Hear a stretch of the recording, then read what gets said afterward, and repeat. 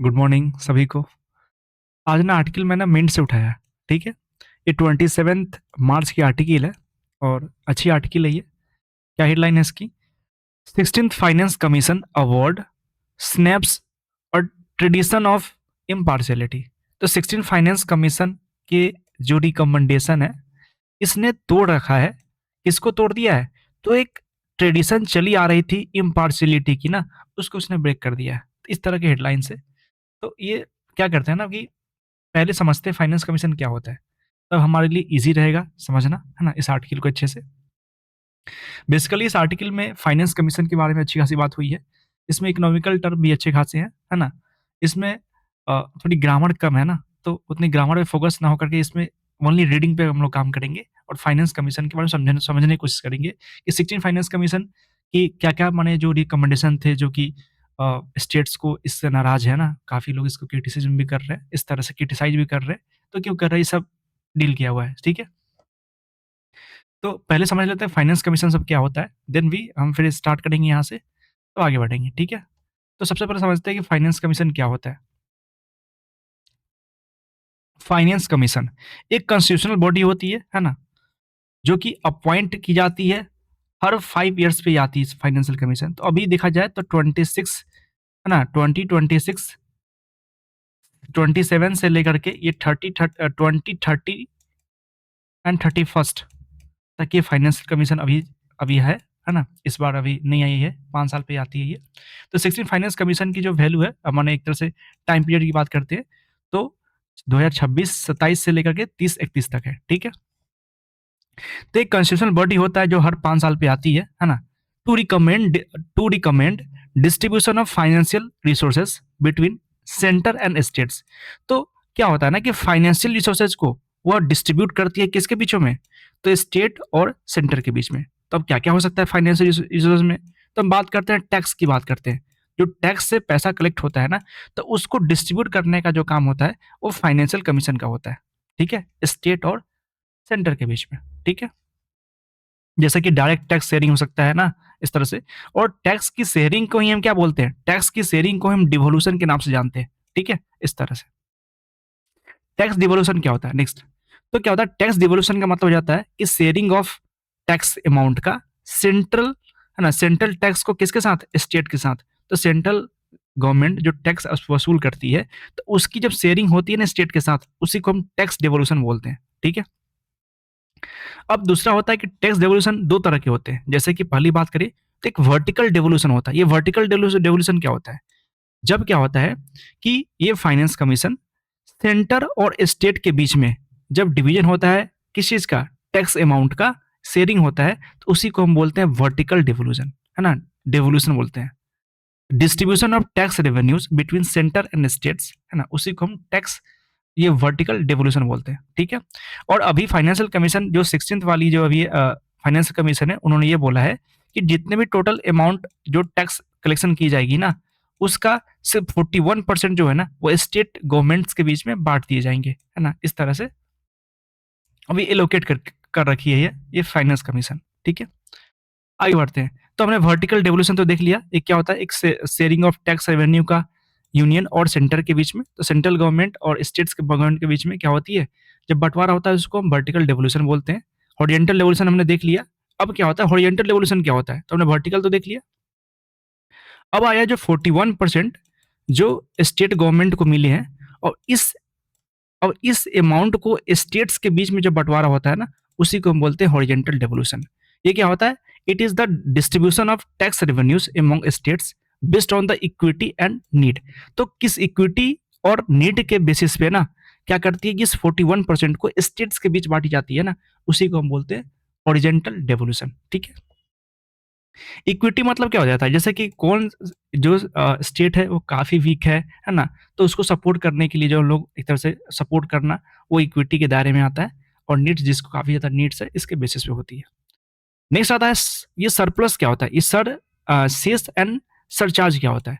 तो ये क्या होता है, सेस, है ना, एक तरह से टैक्स होता है जो स्पेसिफिक पर्पस के लिए लगाई जाती है ना, जैसे एजुकेशन पे लगाई जाती है सेस, हेल्थ पे लगाया जाता है, इस तरीके से। Not shareable with the states. तो इसके जो अमाउंट होते हैं ना, इससे जो आने वाली जो टैक्स है सेंट्रल गवर्नमेंट को, ये शेयरेबल पूल में नहीं आता। मतलब इसको ना ये स्टेट गवर्नमेंट के बीच में बंटवारा इसका नहीं होता है। जैसे मान लेते हैं ना कि 100% मान लेते हैं, चलो 100% सेंट्रल गवर्नमेंट के पास टैक्स अमाउंट आई है, उसमें से 30% मान लेते हैं ना, ये हमारी सेस सेस और सरचार्ज के माने इसकी शेयर है। किसकी शेयर है? सेस की और सरचार्ज की जो शेयर है ना, इसके माध्यम से आई हुई है 30% का टैक्स। तो ये टोटली आ जाता है सेंट्रल गवर्नमेंट के पास। अब बचता है 70%। तो 70% का 41% जो होंगे ना, वो स्टेट के बीच में बटेंगे, है ना? इस स्टेट को जिसको वर्टिकल डेवोल्यूशन बोल सकते हैं, ये स्टेट के बीच में जाएगी और यही 41% क्या करेगी ना, वो पूरे स्टेट्स के बीच में डिस्ट्रीब्यूट होंगे, जिसको हम हॉरिजॉन्टल डेवोल्यूशन बोलते हैं। जो बच गया ये अमाउंट, वो सेंट्रल गवर्नमेंट के पास जाती है। तो गवर्नमेंट को ये सेंट्रल गवर्नमेंट ये काफ़ी फ़ायदा उठाता है कि ये डायरेक्टली जो 30% किसके कोटा में जा रहा है, वो सेंट्रल गवर्नमेंट के कोटा में जा रहा है ना? ऊपर से केवल जो बचती है उसका 41% स्टेट को दे रही है और फिर जो बचा ये अमाउंट, ये भी सेंट्रल गवर्नमेंट को जाता है।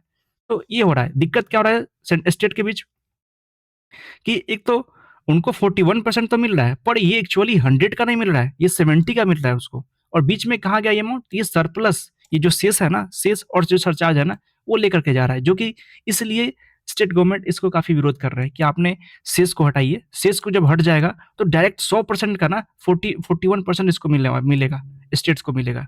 तो इसके लिए विरोध होती है कि नहीं, आप शेष को हटा दीजिए, सरचार्ज जो एक्स्ट्रा लगाती है गवर्नमेंट, सेंट्रल गवर्नमेंट, वो हटा दीजिए, क्योंकि ये शेयरेबल पूल में नहीं आता, ये इसकी बंटवारा नहीं होती है इस तरह से। नेक्स्ट आता है सरचार्ज। क्या होता है? एन एक्स्ट्रा टैक्स होता है जो कि टैक्स के ऊपर लगती है ना, हाई इनकम ग्रुप्स के ऊपर हो सकते हैं, additional charge on income taxes हो सकते हैं। ऑल्सो ये भी शेयरेबल नहीं होता है। तो कहीं क्या होता है, ये भी शेयरेबल नहीं होता है, मतलब स्टेट के बीच में क्या होता है, इसको बंटवारा नहीं की जाती है। तो सेस और जो सरचार्ज होते हैं वो स्टेट के बीच में बंटवारा नहीं होता है। ठीक है, तब तक हमको ये समझ में आ गया। तो फाइनली क्या समझ में आया, एक तरह से चार्ट बना लेते हैं कि 100% यदि सेंट्रल गवर्नमेंट को एक तरह से टैक्स के माध्यम से पैसा आया है, तो उसमें 30% मान लेते हैं क्या हुआ, सेस और सरचार्ज की तरह से आया है, तो ये डायरेक्टली जाएगा किसके कोटा में जाएगा, सेंट्रल गवर्नमेंट के कोटा में जाएगा। ये इसमें हिस्सेदारी स्टेट्स की नहीं होगी। बचा 70% की बात करते हैं, तो 70% में क्या होता है, 41% जो होंगे ना, वो स्टेट गवर्नमेंट को दी जाएगी, है ना? इसका 41% जो होंगे वो स्टेट गवर्नमेंट को दी जाएगी। इसी को हम वर्टिकल डिवोल्यूशन बोलते हैं। जो बचा हुआ अमाउंट जो होता है ना, वो सेंट्रल गवर्नमेंट के पास जाता है। एंड देन 41% जो अमाउंट होते हैं ना, वो क्या होता है, वो स्टेट के बीच में बांटी जाती है।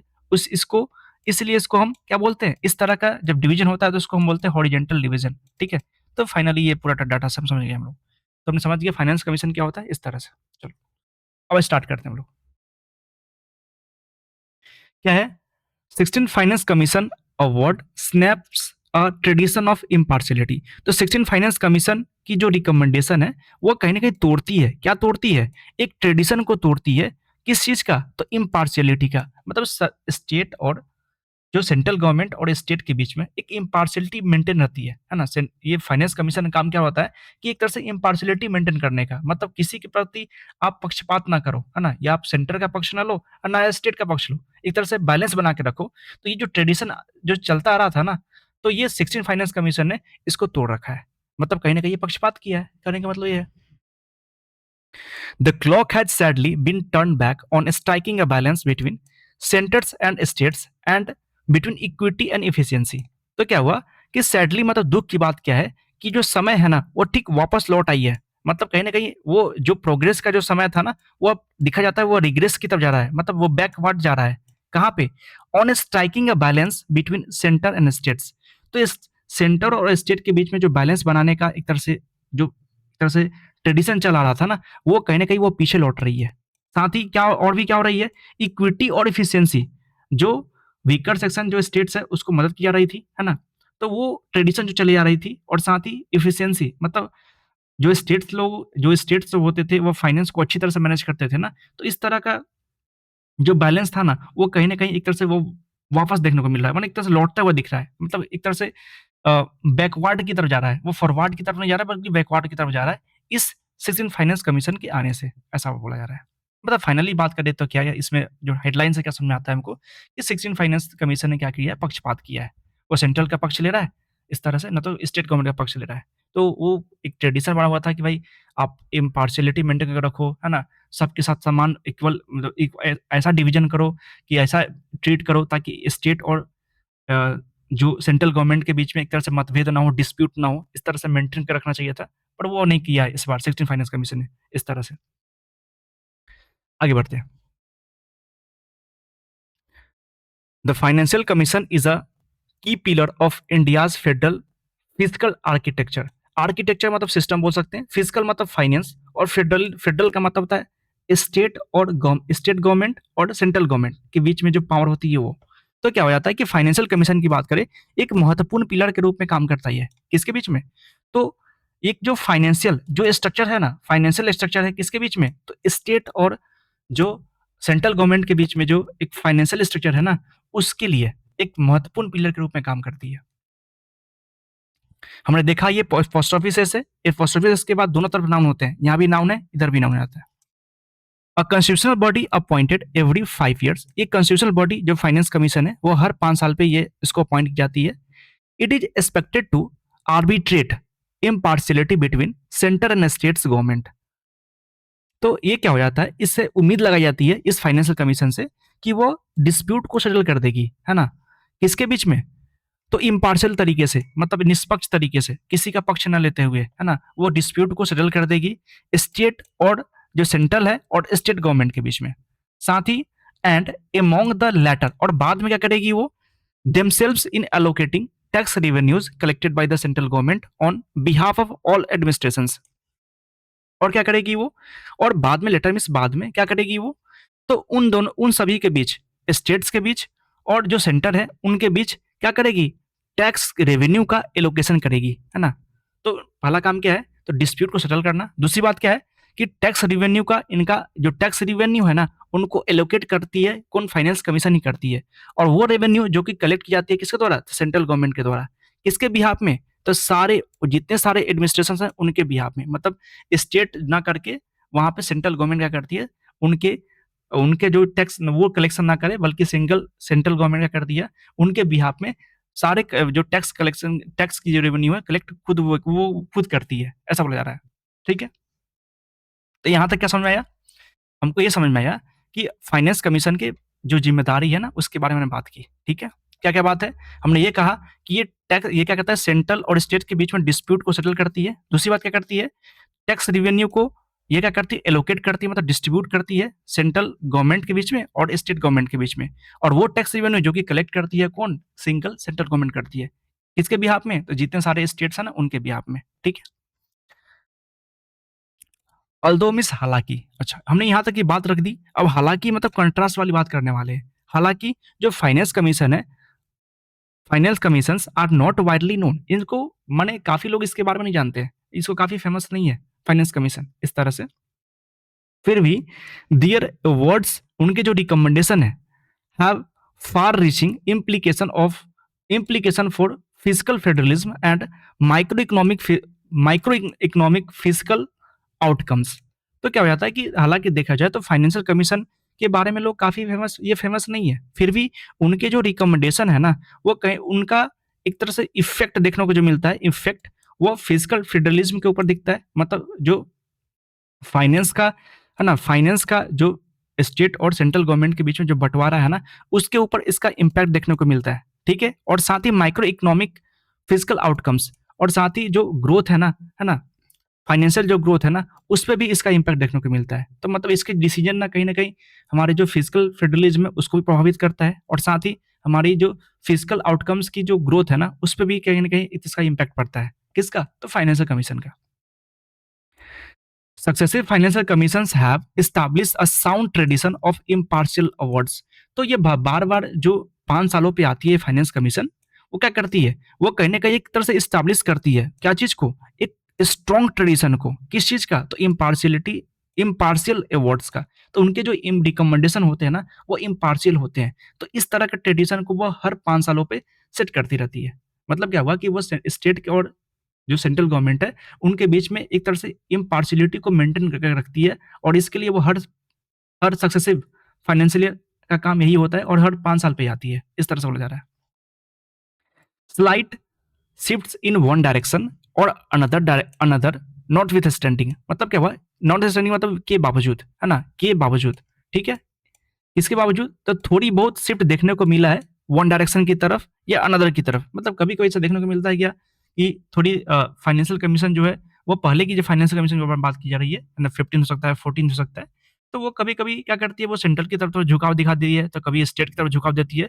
तो इस तरह तो होती है ना, इसके होने के बावजूद भी मोस्ट अर्लियर मतलब बहुत पहले की बात करें तो फाइनेंस कमीशन हैव ट्राइड, तो पहले से फिर भी जो पहले वाले जो फाइनेंस कमीशन थे, है ना, हैव ट्राइड, उसने कोशिश किया कि वो मैनेज कर सके एक बैलेंस्ड कोर्स को किसके बीच में, तो interest of central governments and those of states, है ना, तो वो सारे स्टेट्स और जो सेंट्रल गवर्नमेंट की जो इंटरेस्ट है ना, उसको एक तरह से बैलेंस्ड तरीके से मेंटेन कर सके, इसका प्रयास उन्होंने किया पहले वाले फाइनेंस कमीशन ने।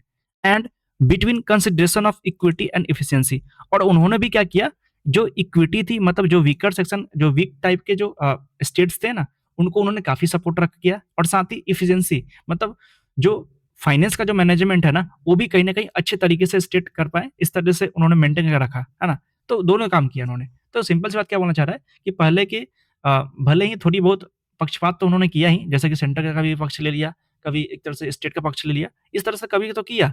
पर इसके होने के बावजूद ही जो पहले वाले फाइनेंस कमीशन ने, उन्होंने बैलेंस बनाने के लिए, है ना, किसके बीच में, तो सेंट्रल और जो स्टेट के जो इंटरेस्ट है ना, उनके बीच में एक तरह बैलेंस बना के रखा। कहने का मतलब ये है। साथ ही उन्होंने ये भी बैलेंस बना के रखा, जहाँ पे कि वीकर सेक्शन को, भाई जो वीकर सेक्शन वाले जो स्टेट्स है ना, उनको काफ़ी तरह से उन्होंने सपोर्ट किया, और साथ ही एक फाइनेंस की जो टैक्स डिवोल्यूशन के माध्यम से जो फाइनेंस जाती है ना स्टेट गवर्नमेंट के पास, तो उसको अच्छी तरह से मैनेज कर सके, इसके भी उन्होंने बैलेंस बना के रखने का काम किया, इस तरह से किया, ठीक है। तो फाइनल हमको ये पहला पैसेज हो जाता है। नेक्स्ट पैसेज पढ़ते हैं। The 16 finance commission report has change this course. तो अभी क्या हुआ है, ये तो हमने बैकग्राउंड में बात की, 15th finance commission, 14th finance commission बात की कि बैकग्राउंड जो फाइनेंस कमीशन पहले जो थे, वो एक तरह से इम्पार्शियलिटी को मेंटेन करके रखते थे, ठीक है, इस तरह से ट्रेडिशन बना हुआ था। अब क्या हुआ कि 16 फाइनेंस कमीशन के आने से क्या हुआ, ये जो रिपोर्ट है ना, इस ट्रेडिशन को क्या कर दिया, चेंज कर दिया, ठीक है। It reveals a distinct reorientation in favour of the central government. तो इन्हें इसने क्या कर दिया, ये जो 16 फाइनेंस कमीशन ने, इसने रिवील किया मतलब डिस्क्लोज क्या किया, एक रीओरिएंटेशन को, मतलब एक तरह से डायरेक्शन ठीक पलट देना, एक तरह से चेंज कर देना इसकी तरफ, in favour of central government. तो वो कहीं ना कहीं एक फेवर कर रही है किसकी तरफ, तो सेंट्रल गवर्नमेंट की तरफ। तो ये 16 फाइनेंस कमीशन जो है आई है, तो वो दिखा रही है क्या, एक तरह से डायरेक्शन चेंज करता हुआ कि वो सेंट्रल गवर्नमेंट को फेवर कर रही है। In comparison with, as a viz का मतलब इन कंपेरिजन किसके दौरान, किसके से कब तुलना करे, तो स्टेट्स की तुलना करे, तो वो सेंटर को फेवर कर रही है। एंड सोज, ये दिखाती क्या है, लिटिल कंसर्न फॉर इक्विटी, और थोड़ी बहुत ना के बराबर कंसर्न दिखा रही है इक्विटी को लेकर के। तो मतलब वो स्टेट जो कि काफी वीक है ना, उनके बारे में थोड़ी सी भी ध्यान नहीं दे रही है, इस तरह से। ये 16 finance commission. Also unlike past financing commission, मतलब पिछले जो फाइनेंशियल कमीशन थे, ठीक उसके विपरीत, it has expressed opinions without always presenting data in their support. तो क्या हुआ कि अपनी ओपिनियंस को ये दे रहा है, अपने रिकमेंडेशन को भर भर के दे रहा है ये, पर अपनी जो बात रख रही है ना, उसके लिए जो डाटा की तो इस्तेमाल चाहिए ना, तो वो डाटा जो प्रेजेंट कर रही है ना, वो बिना सपोर्ट का है। मतलब वो डाटा एक तरह से, उसके लिए जो डाटा माने कोई भी डिसीजन ले रही है, तो उसके लिए भाई डाटा बतानी चाहिए, तो वो कहीं न कहीं वो प्रेज़ेंट नहीं कर रही है ना? इस तरह से। तो क्या बोला जाता है कि उसने एक्सप्रेस किया बहुत सारे ओपिनियंस को बिना किसी प्रेज़ेंटिंग डाटा इन देयर सपोर्ट्स, कि अपने सपोर्ट्स में भाई चलो हम तो डिसीजन दे रहे हैं, इसके लिए क्या प्रूफ है कि ये सही होगा कि गलत है, इस तरह से। तो वो डाटा प्रूफ नहीं कर रही है, वो प्रेज़ेंट नहीं कर रही है।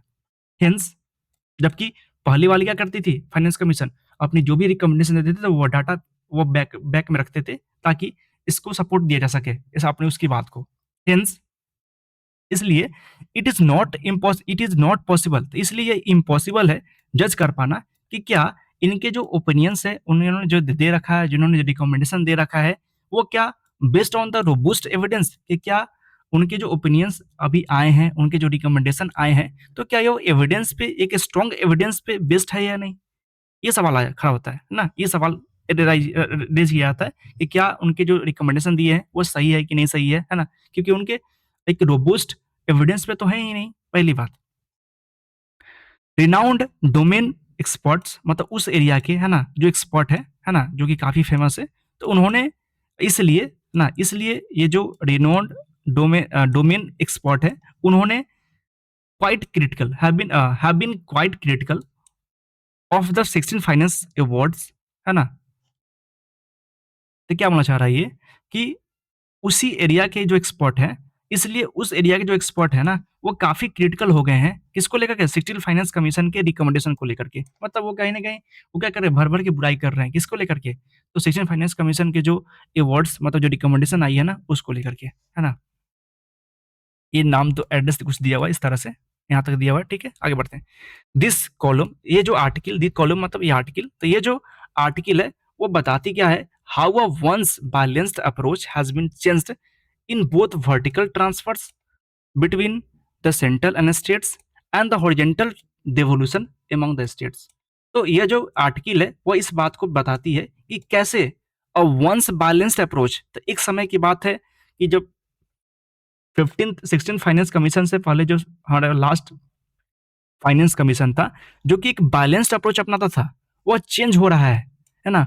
किस चीज में, तो आप वर्टिकल ट्रांसफर देखो, मतलब सेंट्रल और स्टेट के बीच में जो ट्रांसफर हो रही थी ना, शेयरेबल टूल का मतलब टैक्स अमाउंट का, जिसको हम वर्टिकल ट्रांसफर बोलते हैं ना, तो उसमें जो चेंज आई है उसको वो दिख रही है ना, वो चेंज होती जा रही है।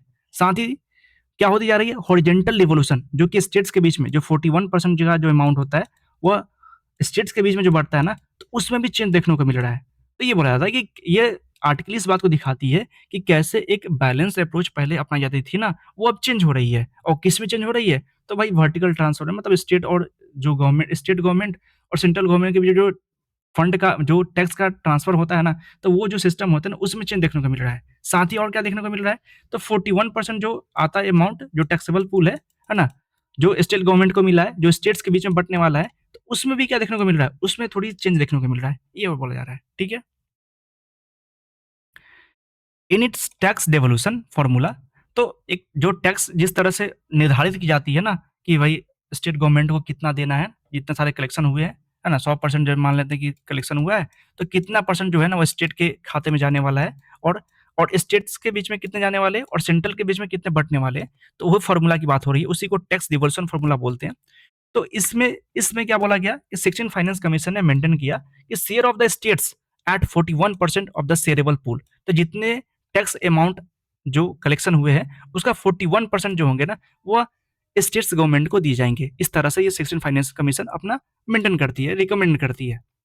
लाइक द 15 फाइनेंस कमीशन, जो कि 15 फाइनेंस कमीशन ने भी यही बोला था कि 41% तक ही क्या होगा, शेयरेबल पूल का इसको दी जाएगी, तो स्टेट्स को दी जाएगी, giving the appearance of continuity. तो कहीं ना कहीं इस तरह का डिसीजन लिया जाना ये दिखाता है कि 15 फाइनेंस के डिसीजन को ये फॉलो कर रहा है, ठीक है, मेंटेन कर रहा है।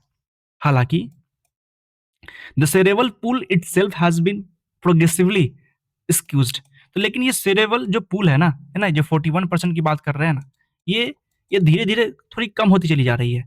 स्क्यूज का मतलब कम होते जाना, ठीक है, तो ये तेजी से क्या हो रही है ना, वो धीरे धीरे प्रोग्रेस करते हुए वो स्क्यूज हो जा रही है, मतलब तो कम होती चली जा रही है। ऐसा क्यों हो रही है, क्योंकि with the centres increasingly resorting to resource mobilisation through cess and surcharges. तो क्या बोला जा रहा है कि सेंटर जो है ना, वो तेजी से सहारा ले रही है, किसकी सहारा ले रही है, तो रिसोर्स करने का। तो वो क्या कर रही है, वो mobilisation through cess and search charges, मतलब क्या बोलना चाह रहा है कि वो रिसोर्स का एक तरह से अधिक रिसोर्स का क्या कर रही है, वो मोबिलाइज करना शुरू कर रही है। मतलब क्या हुआ, किसके माध्यम से, तो सेस के माध्यम से और सरचार्ज के माध्यम से। तो क्या बोला, गवर्नमेंट क्या कर रही है, ऐसा क्यों हो गया कि भाई इसके शेयरेबल पूल अपने आप क्यों क्यों स्क्यूज होती आ रही है, मतलब जो सेंटर जो स्टेट के बीच में जो अमाउंट बंटने वाले हैं, है ना, तो उसमें थोड़ी कमी हो देखने को मिल रहा है, ऐसा क्यों। तो उसके पीछे कारण क्या बताया जाता है कि सेंट्रल गवर्नमेंट क्या कर रही है ना, वो सेस का सहारा ले रही है और सचाज का सहारा ले रही है, क्योंकि सिंपल सी बात क्या होता है कि सेस के आने से और सचाज के आने से क्या हो जाता है कि भाई सिंपल, हमने एग्जाम्पल भी लिया था कि 100% मान लेते हैं कि टोटल टैक्स कलेक्शन है, उसमें से क्या हुआ कि सेस और सचाज से 30% तक के अमाउंट क्या हो जाता है, एक कलेक्शन होता है, तो ये डायरेक्ट अमाउंट किस में जाएंगे, किसके पास जाएंगे, इस सेंटर के पास जाएंगे। अब बचता है 70%, तो वो बटेगा 40, उसका 41% स्टेट को मिलने वाला है ना, 41% स्टेट को मिलने वाला है। तो ये तो ये जो ठीक है, इसका 41% मिल रहा है, जबकि क्या होता यदि ये नहीं होता, तो 100 का 40% मिलता ना, 41% मिलता, तो ये इसके लिए बोला था, इसलिए ये अमाउंट तो घट जाएंगे ना। मान लो 100 का 40% 41% और 70 का 41% दोनों डिफरेंस हो जाता है ना, ये तो कम हो गया ना इस तरह से। तो सेस जो है ना, कि सेस सेंट्रल गवर्नमेंट क्या कर रही है, अधिक से अधिक पैसा अपने पास रखे, तो वो सेस का इस्तेमाल कर रही है और सचा जगह इस्तेमाल कर रही है, which was constitutionally excluded from the shareable pool. और ये जो अमाउंट जो आते हैं ना सेस और सचाज के, वो कहीं ना कहीं शेयरेबल पूल से बाहर होते हैं, मतलब स्टेट के बीच में ये नहीं बैठता है, नहीं नहीं बंद एक तरह से बढ़ता है, ठीक है। Further the 16 finance commission skewed most grants. इसके अलावा क्या कर रही है 16 फाइनेंस, स्क्यूड मोस्ट ग्रांट्स, तो अधिकांशतः जो ग्रांट्स दी जाती थी स्टेट गवर्नमेंट को, है ना, तो वो भी क्या हो रही है ना, ये सेक्शन फाइनेंस उसको भी कम कर रही है ना, उससे भी थोड़ी बच रही है और उसको भी कम कर रही है, कहने का मतलब ये है। तो अब तक हमको क्या समझ में आया कि स्टेट को पैसा कैसे से मिलता है। तो पहली बात क्या होता है, स्टेट को पैसा जो है वो कैसे मिलता है, दो तरीके से मिलता है। पहली बात क्या है कि स्टेट को पहली शेरेबल पूल से मिलता है, मतलब 41% जो है ना, वो जो टैक्स अमाउंट जो कलेक्शन हुई उसका 41% तो स्टेट को मिला, है ना। दूसरी तरफ क्या होता है, ग्रांट के रूप में मिलती है ना, दो तरीके से मिलती है, ग्रांट के रूप में भी मिलती है, मतलब स्टेट को ना दो तरीके से टैक्स मिलता है, उनको रेवेन्यू आती है। पहली बात क्या है, तो एक होता है कि शेरेबल टूल, शेरेबल जो पूल होते हैं उससे, मतलब टैक्स अमाउंट जो स्टेट और सेंटर के बीच में बढ़ते हैं ना, स्टेट और सेंटर के बीच में बढ़ते हैं। दूसरा क्या होता है, ग्रांट। तो कभी-कभी क्या करती है ना, ये स्टेट जो है, ये सेंटर जो होती है ना, स्टेट्स को ग्रांट देती है ना? अनुदान के रूप में देती है, तो इससे भी किसको आती है, स्टेट को पैसा मिलता है, ठीक है? तो क्या हुआ, अब दूसरी बात क्या हुआ, तो हमने ये देख लिया कि क्या हुआ कि सेस और सरचार्ज के आने से हमारा जो 41% जो लग रहा था ना, इसकी अमाउंट थोड़ी-थोड़ी अब घटने लगी है, क्योंकि अब तो 70% पे लग रहा है ना, 30% तो डायरेक्ट चला जाता है सेंट्रल गवर्नमेंट के पास। यदि 30% ना होता तो 100 पे लगता, इसलिए वहाँ पे कम होती चली जा रही है। दूसरी बात क्या है कि 16 फाइनेंस कमीशन ने क्या कर दिया है, उसने कम कर दिया है ग्रांट्स को, मतलब अब ग्रांट्स भी नहीं देती है स्टेट गवर्नमेंट को, है ना। Specially the revenue deficit grant, specially बात करें तो रेवेन्यू डेफिसिट ग्रांट जो पहले मिलता था स्टेट गवर्नमेंट को, है ना, तो वो भी अब नहीं मिल रही है। हालांकि जो ग्रांट्स है constitute the second channel of the non discretionary FC वही financial commission transfer to the states. तो ये सेकंड चैनल हुआ करता था, है ना, मतलब फर्स्ट तो चैनल तो यही था ना कि भाई 41% दे दो, सेकंड चैनल ग्रांट के रूप में मिलता था किसको, एक तरह से स्टेट्स को मिलता था, तो ये फिक्स हुआ करता था, ठीक है।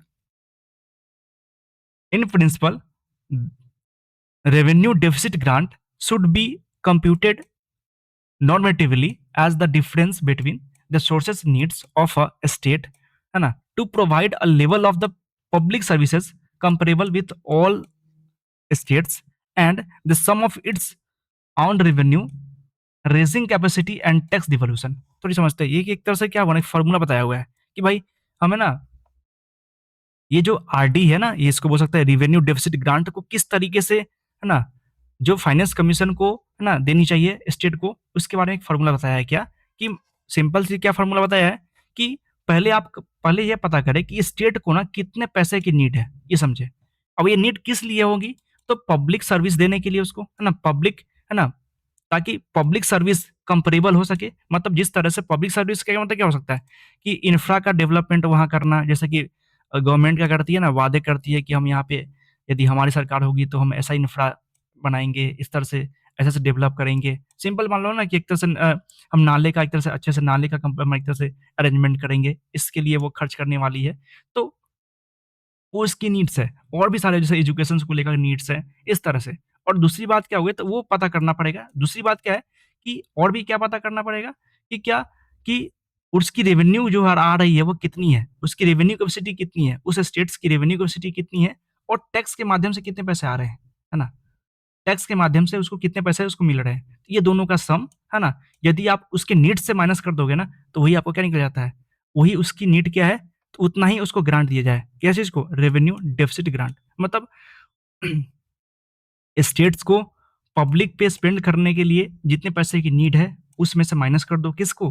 तो उसको जो जनरेट होती है ना? रेवेन्यू जनरेट होती है वो, और टैक्स के माध्यम से जो पैसा मिलता है वो दोनों के सम को यदि आप डिफरेंस कर दोगे, तो वो जो गैप आएगा ना, वो गैप ही उतना ही अमाउंट का ग्रांट सेंट्रल गवर्नमेंट को देनी चाहिए उस स्टेट को। उसी को बोलते हैं रेवेन्यू डेफिसिट ग्रांट। ऐसा कैलकुलेट करने के लिए बताया गया है। तो ये बोला था, थोड़ा पढ़ते हैं इसको। इन प्रिंसिपल यदि आप थ्योरी में बात करें, क्या बात करें, तो जो रेवेन्यू डेफिसिट ग्रांट है ना, शुड बी कंप्यूटेड, उसको कैलकुलेट करनी चाहिए as the difference between the resource needs, मतलब जिसका जितना जरूरत है ना, ऑफ अ स्टेट, स्टेट्स को जितना जरूरत है ना, टू प्रोवाइड, किसके लिए, ताकि एक लेवल को प्रोवाइड करने के लिए पब्लिक सर्विसेज का, कंपेयर विथ ऑल स्टेट्स, ताकि आप दूसरे स्टेट्स के कंपेयर में आ सके हो। इसके लिए जो पैसा की नीड है ना वो, and the sum of its own revenue raising capacity, और उसके पास, उस स्टेट के पास कितना एक तरह से कैपेसिटी है रेवेन्यू जनरेट करने का वो, और टैक्स डिवोल्यूशन, और स्टेट्स के सेंट्रल के गवर्नमेंट के द्वारा जो उसको टैक्स मिल रही है वो अमाउंट, उस दोनों का सम यदि आप इससे सब्ट्रैक्ट करते हो, देन भी आप पार क्या पार लोगे, रेवेन्यू डेफिसिट ग्रांट। ये एक तरह से फॉर्मूला दिया हुआ है जो कि एक तरह से लिख राइट में दिया हुआ है, ठीक है। Typically revenue deficit grant have never fully offset the fiscal disability of the states। लेकिन ये जो थोड़ी सी जो ग्रांट मिल रही है ना, वो एक तरह से पूरी तरीके से, है ना, जो फिजिकल हमारी जो स्टेट की जो फिजिकल वीकनेस होती है ना, उसको ये पूरी तरीके से खत्म नहीं कर सकती है। But they have helped to reduce the gap, लेकिन वो मदद कर सकती है। एक तो जो गैप जो बनी हुई है ना, हमको नीड इतना चाहिए और रेवेन्यू बहुत कम हो रही है, तो हमको ये जो गैप बन रहा है ना, वो गैप को मेंटेन करने के लिए ना, ये थोड़ी सफिशिएंट, थोड़ी राहत दे सकती है। ये कौन सी, ये ग्रांट, सेंट्रल गवर्नमेंट की ग्रांट, इस तरह से हो जाता है। दूसरी बात यहाँ क्या समझना है कि हमने हेल्प के बाद कभी भी आते हैं ना वर्ब, तो हमेशा V1 फॉर्म में आता है, वो 2 + V1 नहीं लगते। तो यहाँ पे गलती दिया हुआ था, है ना, जैसे देखो यहाँ पे हेल्प लगाया, उसके बाद 2 + V1 लगा दिया, जबकि ऐसा नहीं होता, ये 2 हट जाता है, सिर्फ V1 का फॉर्म आता है। ये यदि हेल्प हो या लेट हो या मेक हो, इन सभी के बाद जब भी वर्ब आते हैं ना, वो V1 फॉर्म में आता है, 2 + V1 नहीं होता, है ना, 2 + V1 नहीं होता इस तरह से, ठीक है, ये नहीं होता। इस तरीके से फाइनली आर्टिकल रहा, है ना। थोड़ी आइडिया भी मिला होगा इस बारे में, समझ भी थोड़ा अच्छे से समझ भी पाए कि फाइनेंस कमीशन क्या होता है ना। 16 फाइनेंस कमीशन की क्या कमियाँ हैं, इसके बारे में बात पता कर लिए। तो अभी देखा जाता है कि भाई अच्छी नहीं रहा, और देखा जाए तो क्रिटिकल टोन रहा इस पूरे आर्टिकल का, कि 16 फाइनेंस कमीशन जो रिकमेंडेशन दे रही है वो ठीक नहीं है। उसने सेंट्रल अगर थोड़ी समरी की बात करें तो क्या हुआ, सिंपल से थोड़ी समरी कर लेते हैं। समरी में क्या हुआ कि 16 फाइनेंस कमीशन जो रिकमेंडेशन है, तो वो सही नहीं मानी जा रही है, कि ना वो अच्छी नहीं मानी जा रही है, ऐसा एक्सपर्ट लोग बोलते हैं, है ना। साथ ही इसमें क्या हुआ कि इसके जो पहले क्या होता था, स्टेट गवर्नमेंट्स को ग्रांट के रूप में सेंट्रल गवर्नमेंट से कुछ पैसे मिलते थे, ताकि वो अपने जो गैप डेफिसिट जो घाटा है ना, उसको मेंटेन करने के लिए, तो वो भी अब इसने आकर के रोक दिया है ना, इस तरीके से। हाँ, ठीक है, और इस तरह से बात हुई है इसमें, ठीक है, क्योंकि ये थोड़ी जो अमाउंट थी, हो सकता था कि भले ही उसकी स्टेट की जो वीकनेसेस हैं, वह कि उनका रेवेन्यू नहीं जनरेट हो रहा है, तो वो उसको तो पूरी तरीके से तो सॉल्व नहीं कर सकता, लेकिन थोड़ी बहुत राहत दे सकती थी। इस तरह से ये आर्टिकल पूरा फाइनली बोलता है, ठीक है। तो हमने पूरा देखा, इसके बारे में कुछ टर्म्स के बारे में जाना। तो आज के लिए इतना ही, है ना, फिर नेक्स्ट शॉर्ट आर्टिकल देखते हैं, है ना। चलो, ठीक है, बाय।